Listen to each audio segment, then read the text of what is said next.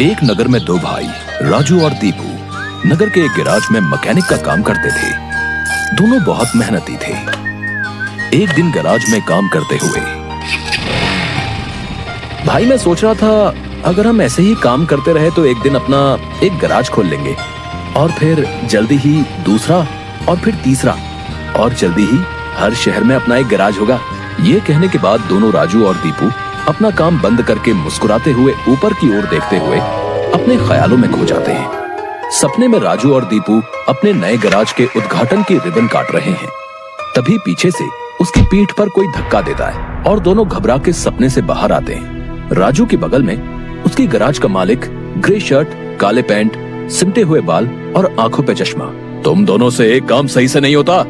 कल एक गाड़ी तुम लोगों ने बना के दी थी, ग्राहक का फोन आया था, उनकी गाड़ी से धुआं निकल रहा है और रास्ते में बंद हो गई है। ये 1 महीने में तुम्हारी 8वीं शिकायत है।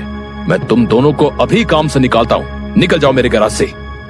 मालिक, पर यह भी तो हो सकता है उसकी गाड़ी खराब हो। हमने तो ठीक से ही काम किया था। खराब गाड़ियों को ठीक करना ही हमारा काम है।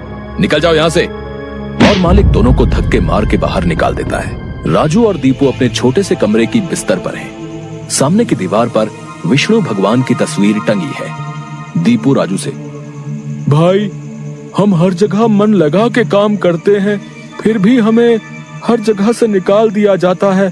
किसी को हमारी कद्र ही नहीं। हाँ भाई, यहाँ किसी को हमारी कद्र नहीं है। चल किसी दूसरी जगह जाते हैं, वहाँ शायद हमारी कीमत हो। भाई पर हम वहाँ करेंगे क्या? याद है माँ कहती थी कि भगवान का नाम लेने से सब मिल जाता है। हाँ चल सामान बांध, अब हम यही करेंगे। भगवान का नाम लेंगे और पैसे कमाएंगे। वो कैसे? अरे हम बाबा बन के लोगों को ज्ञान देंगे और उनसे पैसे लेंगे। वो तो ठीक है, पर हम लोगों को क्या ज्ञान देंगे? अरे वही जो माँ हमें देती थी। तू ज्यादा सवाल मत कर, सामान बांध। हम राजा सूर्यदेव के चंपक नगर जा रहे हैं। चंपक नगर में राजू और दीपू गेरुए धोती और गेरुई शॉल में, कंधे तक बाल, गले में रुद्राक्ष की माला, पैरों में खड़ाऊ, कंधे पे लटकी मटमैली गठरी, कलाइयों में बंधी रुद्राक्ष की माला, एक बड़े बरगद के पेड़ के नीचे बने चबूतरे के सामने। ये राजा सूर्यदेव का चंपक नगर है। हम यहीं से शुरू करेंगे। दीपू सुन, आज से तेरा नाम दीपू नहीं दीपेश्वर है, समझा? और मैं एक सिद्ध योगी। मैं यहाँ बैठता हूँ और ध्यान करता हूँ। तू नगर में जाके ये खबर फैला कि एक सिद्ध योगी आए हैं जो हर समस्या का हल देते हैं। ठीक है, मैं जाता हूँ।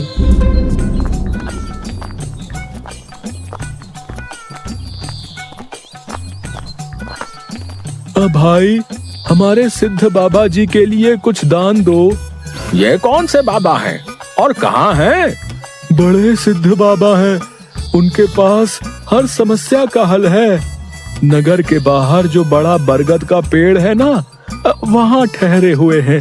अगर तुम्हें कोई समस्या हो तो उनसे जाके मिल लो, वो तुम्हें हल जरूर बताएंगे। पर हाँ, दान के लिए कुछ लेकर जरूर आना। हाँ, मैं जरूर आऊंगा। औरों को भी बता दो, पूरे नगर का भला हो जाएगा। जरूर बाबा जी, जरूर। राजू पेड़ के नीचे ध्यान में बैठा हुआ है और दीपू थैले में सामान लेके उसके पास जाता है। मैंने नगर में खबर फैला दी है, जल्दी ही लोग यहाँ आते होंगे। तुम तैयार रहो। मैं तो कब से तैयार हूँ, देखते हैं क्या होता है। राजू फिर से ध्यान में बैठ जाता है। तभी नगर के लोग वहाँ आने लगते हैं और हाथ जोड़ के नीचे बैठे हैं। बाबा, हमारा काम नहीं चल रहा, कृपा करें। आप जो भी दान के लिए लाए हैं बाबा के चरणों में रखें और बाबा से गुरु मंत्र लें। दुकानदार राजू के पास पैसे रखता है और हाथ जोड़कर खड़ा हो जाता है। राजू इशारे से दुकानदार को अपने पास बुलाता है और उसके कान में कहता है, श्री राम, हर बिक्री के समय मन में ये नाम का जाप करो, बिक्री बढ़ जाएगी। याद रहे, अपना ये मंत्र किसी को नहीं बताना, अपनी पत्नी को भी नहीं। जैसी आपकी आज्ञा बाबा जी। महाराज, आप राजकुमारी के लिए एक योग्य वर तलाश रहे थे। हमारे गांव में एक सिद्ध योगी आए हैं जो तेजवान हैं और राजकुमारी के लिए एकदम श्रेष्ठ हैं। गुरुदेव, मुझे आपके चयन पर पूरा विश्वास है। अगर आपने चुना है तो वो राजकुमारी के लिए अवश्य ही उत्तम होगा। सोने जवाहरात और अनेक उपहार लाओ। हम अभी उन महान योगी के पास जाएंगे और उनसे राजकुमारी से विवाह करने का आग्रह करेंगे। हे तपस्वी, मैंने आपके बारे में जो सुना था, आप उतने ही तेजस्वी हैं। मेरा आग्रह स्वीकार करें। राजू ध्यान से आंख खोलकर राजा को देखते हुए, जी महाराज, कहिए क्या परेशानी है आपको? मेरी इच्छा है कि आप मेरी पुत्री से विवाह करें और ये उपहार स्वीकार करें। राजू काफी देर तक उपहार में लाए सोने चांदी और अनेक वस्त्र और उपहारों को देखता है, फिर राजा की ओर मुड़ता है। महाराज, मैं तो एक सन्यासी हूँ, मुझे इन सब से क्या लेना? मुझे क्षमा करें, मैं आपकी बात नहीं मान सकता। दीपू चौंकते हुए राजू को देखता है। मैंने जो सुना था, आप उससे भी महान हैं। मुझे क्षमा करें यदि मैंने आपका अनादर किया हो। आप जब तक यहाँ हैं, मैं कोशिश करूंगा आपको कोई दिक्कत ना हो। और राजा सूर्यदेव को प्रणाम करके वापस चले जाते हैं। अरे राजू, ये क्या कर दिया तुमने? इतना अच्छा मौका हाथ से जाने दिया। अरे राज करते हम लोग। राज, तुम्हें ये क्या हो गया है? मैं यही सोच रहा था, लेकिन फिर मैंने सोचा कि इतने दिनों से ईश्वर का नाम लेते लेते इतना तो समझ आ गया है कि ईश्वर के नाम अमृत में ऐसा क्या है जो मीरा सारा राजसी ठाट छोड़कर वैरागन बन गई। क्यों प्रहलाद ने अपने पिता की इतनी यातनाएं सही? मुझे भी राम नाम का धन मिल गया है जिसके आगे इस दुनिया का सारा धन फीका है। मुझे ये सब नहीं पता। हम यहाँ पैसे कमाने आए थे, ना कि साधु बनने। मैं चला, मैं अकेले ही सब संभाल लूंगा। तुम्हें जो ठीक लगे करो, पर अगर किसी मुसीबत में फंस जाओ, पूरी श्रद्धा से ईश्वर का नाम लेना, तुम्हारी मुसीबत दूर हो जाएगी। तुम्हारा दिमाग खराब हो गया है। इतनी आसानी से मुसीबत दूर होती तो सभी खुश होते। राजू बस उसे देखकर मुस्कुराता है और ध्यान में बैठ जाता है। दीपू अपनी पोटली उठा के गांव में चल देता है। क्यों भाई, कैसा चल रहा है?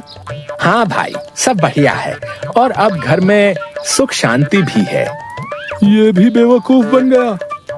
राजू है तो चालाक। उसने ऐसी युक्ति की कि कोई उस पर सवाल नहीं उठा सकता। कुछ राशन दान करो। जरूर। दुकानदार राजू के थैले में चावल डालने जाता है। तभी दीपू, ये क्या दे रहे हो? इतनी मिठाइयाँ और मेवे तुम्हारी दुकान में है और तुम ये कच्चे चावल दे रहे हो? इनमें से कुछ दो। पर बाबा तो ये सब नहीं कहते। तुम्हें क्या करना है? जितना कह रहा हूँ वो करो। दीपू आगे जाता है और जोहरी की दुकान में दुकानदार से, और भाई जोहरी, कैसी चल रही है दुकानदारी? बाबा की कृपा से सब बढ़िया चल रहा है। कहिए क्या सेवा करूं? बाबा के लिए कुछ दान दो। इससे पहले कि इन्हें मेरी असलियत पता चले, इनसे तगड़ा दान लेके गांव से गायब हो जाऊंगा। फिर ये लोग राजू के पीछे पड़ेंगे तो उसे समझ आएगा। बाबा के लिए कुछ दान दो। जौहरी पैसे निकाल कर देने लगता है। अरे ये क्या भीख दे रहे हो? बाबा की कृपा से तुम्हारी दुकान चल रही है। इतने सारे जवाहरात हैं, इनमें से दो, कुछ कीमती सा। जितना दोगे उससे ज्यादा मिलेगा। ये बाबा को क्या हो गया है? कोई नहीं, बाबा को देने से मेरा क्या घटेगा। जौहरी एक सोने की हार दीपू को दे देता है। ये लीजिए बाबा। अच्छा धन बटोर लिया है मैंने। इससे काफी दिनों तक काम चल जाएगा। बड़ी भूख लग गई है, कुछ मिठाइयाँ खा लूं। दीपू एक पेड़ के नीचे बैठ के मिठाइयाँ खाने लगता है। तभी वहाँ 4 डाकू, चेहरे पे नकाब, काले कपड़े और हाथ में छुरी लेकर आ जाते हैं। जो कुछ भी है वो हमें दे दो, नहीं तो हम तुम्हें मार डालेंगे। दीपू डर से अपनी पोटली उन्हें दे देता है। तभी डाकुओं के सरदार का नकाब खुल जाता है। दीपू उसे देख लेता है। अब तुझे मरना होगा क्योंकि तूने मेरा चेहरा देख लिया है। हे भगवान, ये क्या हो रहा है? कैसे बचूं इनसे? भागने की कोशिश की तो ये लोग पकड़ लेंगे। क्या करूं?